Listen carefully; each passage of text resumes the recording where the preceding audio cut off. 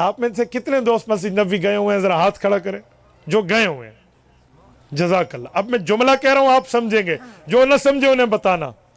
جب بندہ باب بلال پہ پہنچتا ہے، باب بلال تو آپ نے دیکھا ہوگا گیٹ نمبر 40، یعنی باب جبرائیل کے ساتھ جو مسجد نبوی کی نئی توسیع سے باب بلال کہتے ہیں.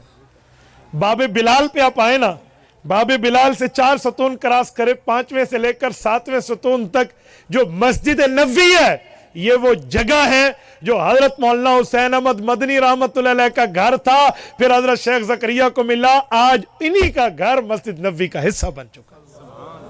یہ حضرت مدنی رحمت اللہ علیہ جہاں درس دیتے تھے، جہاں رہائش فرماتے تھے، اور ادھر حضرت شیخ زکریا رحمت اللہ علیہ رہتے تھے.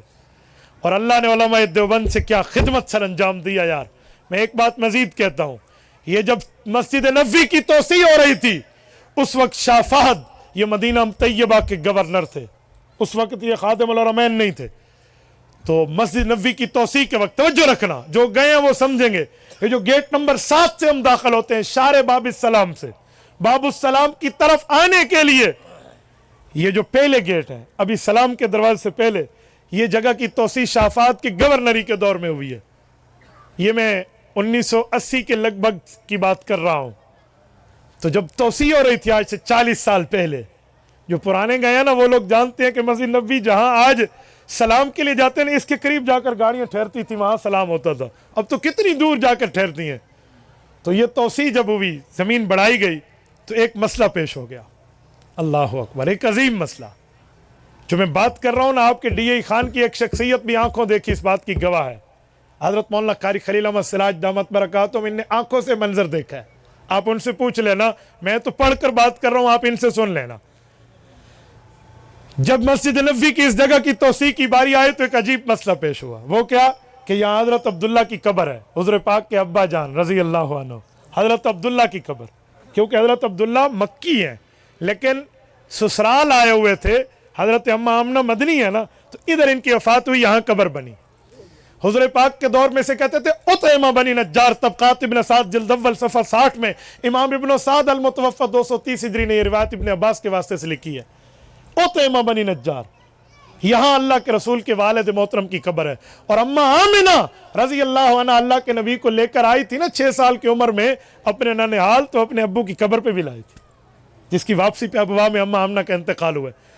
اس جگہ جب قبر آئی تو اب قبر مبارک کی قبر کشائی کا فیصلہ ہوا کہ حضرت عبداللہ کی قبر کو جنت البقیع منتقل کیا جائے. تو جب قبر مبارک کی قبر کشائی کھولنے کا وقت آیا نا، کون کھولے، کس کی ہمت، کون آگے بڑھے؟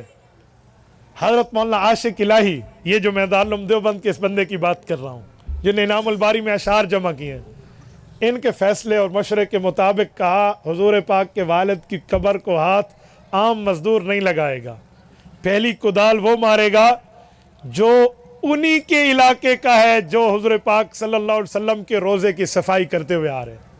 جو حضور کی روزے کی صفائی والے حضرات بیٹھے ہیں نا، افریقن حضرت بلال کے علاقے والے، وہ نسل در نسل جو آ رہے ہیں، وہی بندہ آئے گا خادم روزہ، اور وہ حضور پاک کے والد کی قبر کو کھودنا شروع کرے گا. وہی ہوا. اور 1400 سال گزرنے کے بعد بھی حضور پاک کے والد محترم کی قبر بالکل صحیح سلامت اور جسم سلامت تھا. 18 سال کی عمر میں حضرت عبداللہ کا انتقال ہے. کہتے ہیں بال جو تھے یہ پورے لمہ جمہ اور وفرہ کی حد تک تھے، سب سے کانوں سے بڑے ہوئے اور کندھوں سے اوپر اتنے اتنے بال تھے، بال تک خراب نہیں ہوئے.